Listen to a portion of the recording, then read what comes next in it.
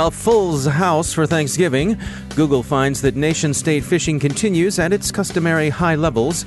DeathRansom, the low-end ransomware that didn't actually encrypt files, has now begun to do so. The Stantinko botnet adds cryptomining functionality. Microsoft reflects on Dexphot and the sophistication it brings to ordinary malware. Supply chain security rules are coming to the U.S., a lawsuit in Tel Aviv, and some final notes on Black Friday.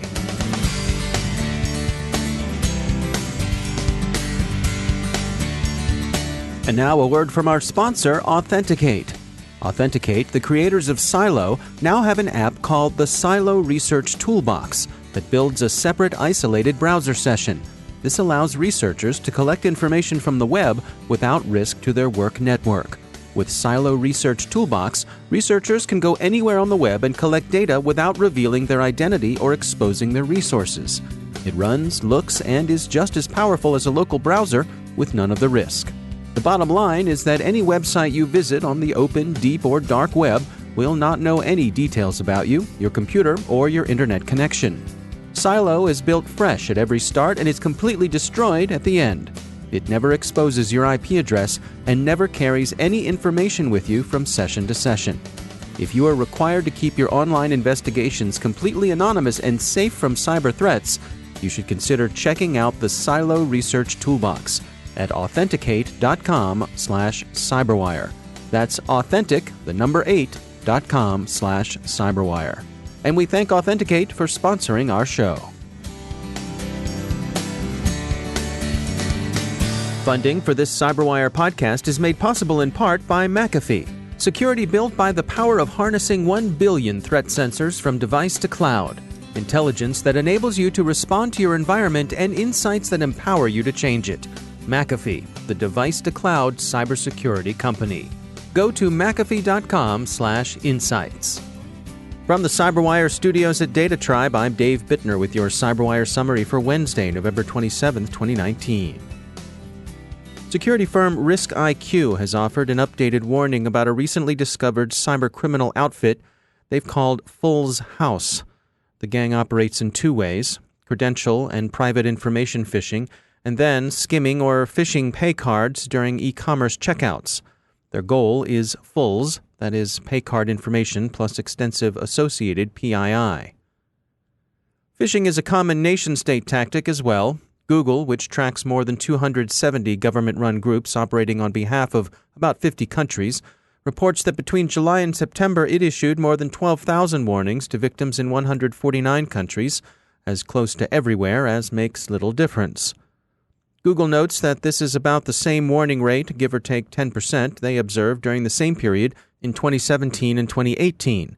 So the interests and levels of activity displayed by the world's intelligence services seem to be holding steady, at least insofar as this snapshot indicates. Bleeping Computer offers an account of a new strain of ransomware, DeathRansom, that's upped its game. When it first started out, DeathRansom wasn't an encrypting strain of ransomware at all. The earlier infestations researchers observed didn't really encrypt a victim's data, but merely appended a .wctc extension to affected files. If you simply stripped out the extension, the files became usable again.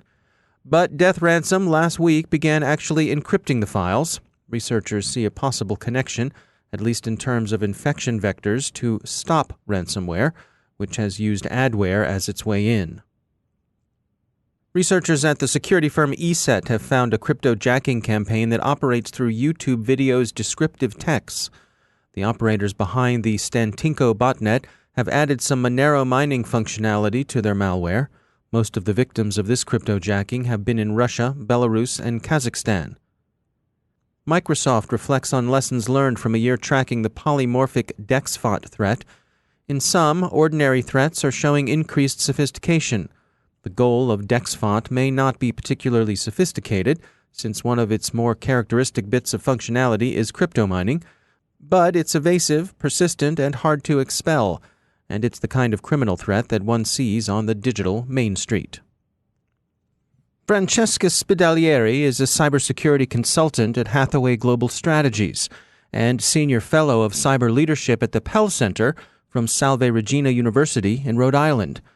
We spoke recently about the challenges universities face keeping up with the pace of rapid advances in cybersecurity, as well as the role they play supporting their local community. A lot of the large data breaches we hear regularly on the headlines, usually we hear the big corporations, but it's really the small and medium businesses that have the most to lose in the aftermath of a breach. So we decided to dedicate our time and research and effort in helping the community of small and medium-sized businesses and smaller organizations to better understand the cyber threats inherent to their organization and the context in which they operate. And we launched a series of programs from lectures and seminars and tabletop exercise. We do more in-depth research. We provide policy recommendation to both of those businesses that come and engage during our events, but also our congressional delegation has been part of the Rhode Island Governor Cybersecurity Commission. So as a think tank, we engage on a variety of fora to provide expert information, thought leadership, policy recommendation, research. So it's really important to have that outreach that extends not only to the broader cybersecurity community, but to your local community as well. Absolutely. In fact, our local community is all welcome to attend our event. We try to raise awareness among senior leaders and decision makers, as well as other senior level people across society about not just the technical issues of cybersecurity, but also about the economic, political, regulatory challenges of operating in the digital age. I know you're involved with some of the graduate programs there and some of the coursework and so on.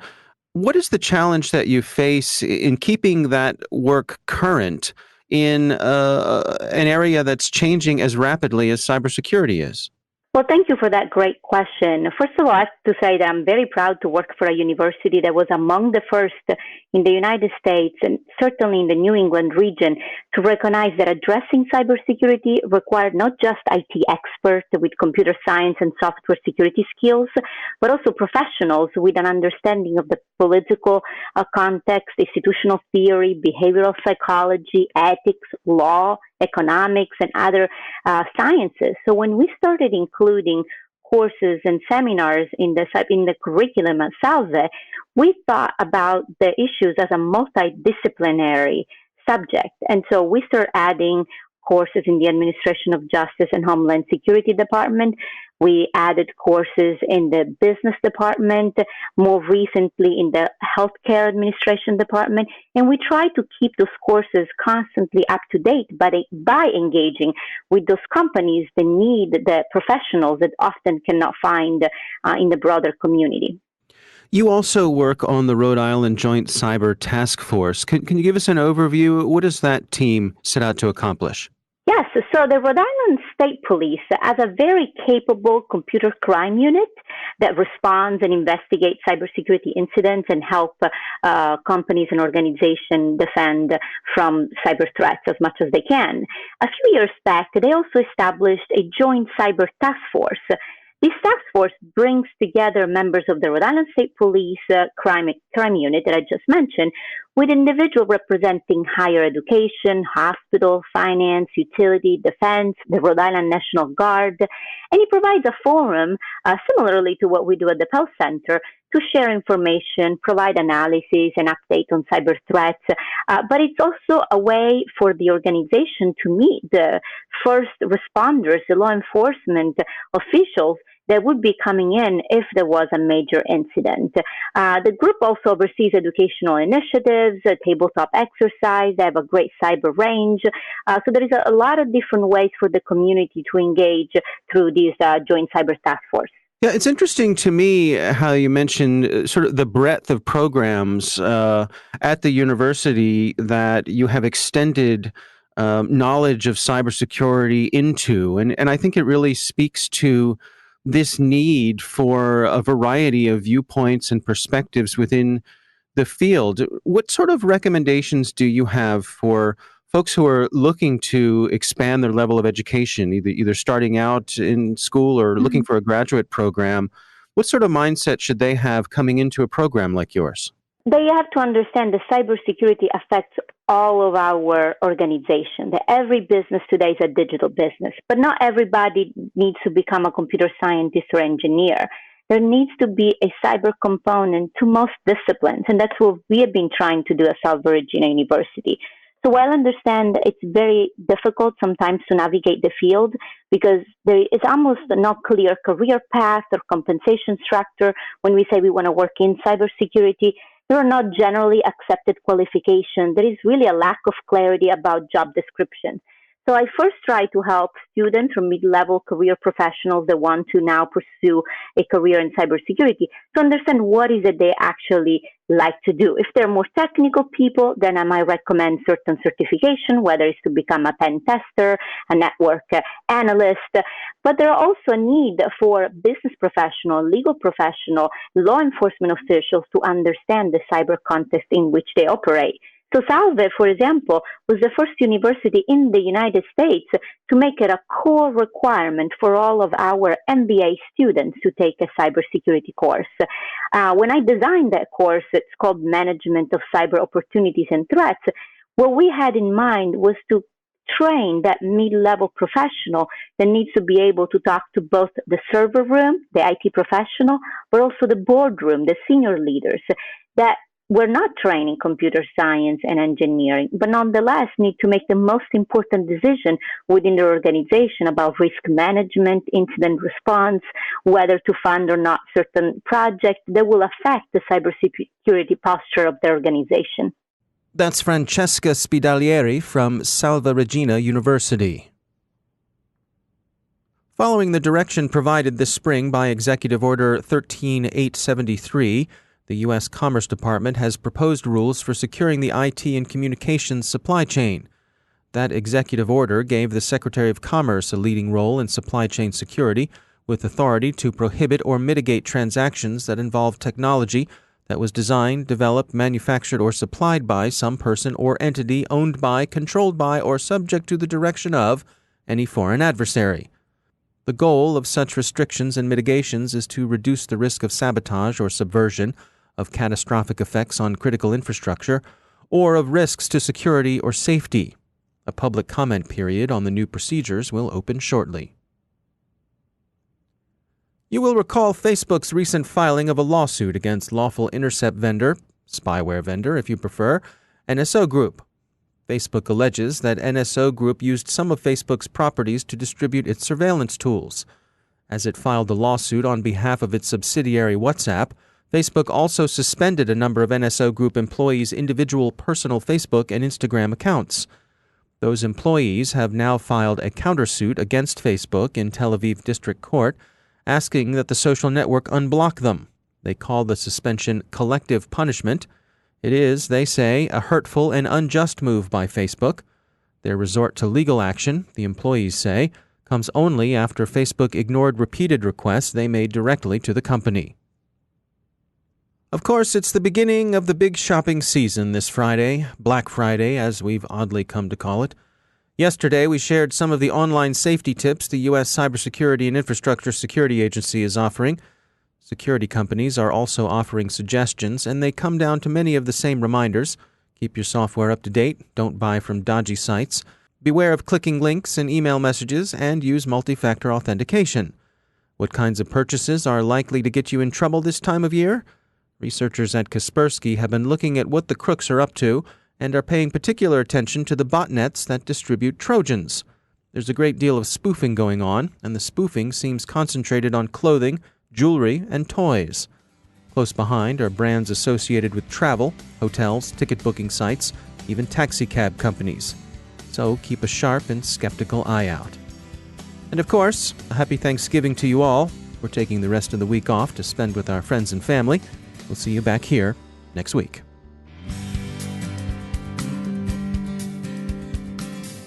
And now a word from our sponsor, McAfee. Ideas don't come for free. Budgets are begged for, long hours are required, the months, maybe even years of research, the sheer human effort of it all. The changes, the revisions, the reworks, the results, the adaptation, the innovation, the collaboration, all lead to the final moment when it pays off. And it's perfect. Your company's work, as long as it's not compromised. From device to cloud, McAfee harnesses the power of 1 billion threat sensors to design security that moves beyond intelligence to insight. So you can move beyond optimizing security products to optimizing your security posture. And not just react to threats, but remediate threats that matter. Intelligence lets you respond to your environment. Insights empower you to change it. McAfee, the device-to-cloud cybersecurity company. Go to McAfee.com/insights. That's McAfee.com/insights. And we thank McAfee for sponsoring our show.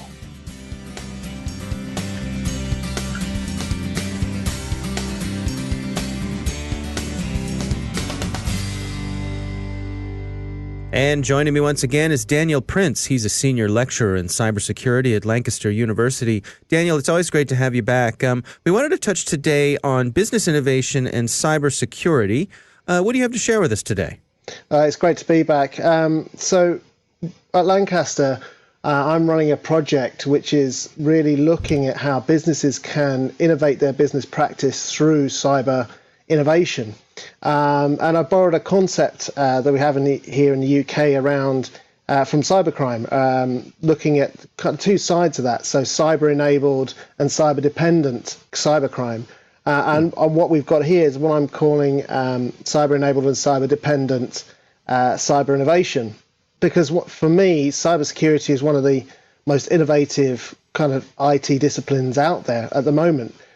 Constantly having to try and reinvent the way that we defend, coming up with new technologies, both to actually stop attackers, but also to try and actually build the best protection we can. The attackers are certainly evolving, and so are we on our side.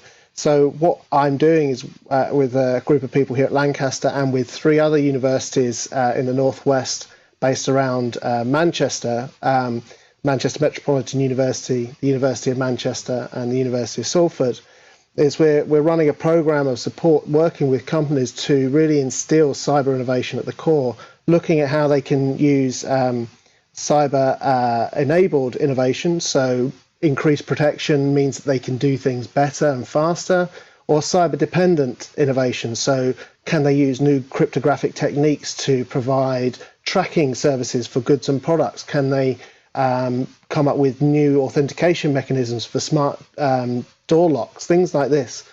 So really putting cyber innovation at the heart of the business rather than having it as something that sits almost alongside. And for me, that's one of the key things with just dealing with cybersecurity. And hopefully this will be part of the answer of putting cybersecurity at the core of the business. So really getting to the point where cybersecurity can even be a differentiator for businesses? Well, that's one of the key things that we talk to businesses about. How can you take the fact that you're doing all of this good work in cybersecurity and make that a market differentiator for your product, for your service, for your company? Because it's a crowded marketplace. And if we can use cybersecurity to really help that company to stand out from the crowd, that's certainly one area that we can push on. But what we talk about within the project, which we call the Cyber Foundry, is defend, innovate, and grow. So the first step has got to be about defense, so making sure the company's got the right kind of protections in place. Then how do we innovate using cybersecurity? And then how do we grow that company? So those are our 3 mantra keywords, if you like. And for the companies themselves, what kind of messaging do you imagine them putting out to their customers to put the word out that this is how they're doing things? So it really depends on what the company's trying to achieve. So yeah, we can work with them to think about how that cybersecurity defense message is a key part of their sales technique, but also thinking about how the defense is a key part of their business strategy going forward. Yes, it's a lot about marketing messages and making sure that everybody is aware of what they're doing, but also for some of the larger companies, it's about clear market signaling that they're taking cyber innovation seriously. So for some companies where they've got cyber innovation as a core part of their business strategy and being able to say that, it goes beyond marketing messages and actually tells people that they've got cybersecurity instilled in the core of their business. All right. Well, Daniel Prince, thanks for joining us. And that's the CyberWire. Thanks to all of our sponsors for making the CyberWire possible, especially our supporting sponsor, Observit, the leading insider threat management platform. Learn more at observit.com. The CyberWire podcast is proudly produced in Maryland out of the startup studios of DataTribe, where they're co-building the next generation of cybersecurity teams and technology. Our amazing CyberWire team is Stefan Vaziri, Kelsey Bond, Tim Nodar, Joe Kerrigan, Carol Terrio, Nick Valecki, Bennett Moe, Chris Russell, John Petrick, Jennifer Iben, Peter Kilpie, and I'm Dave Bittner. Thanks for listening. We'll see you tomorrow.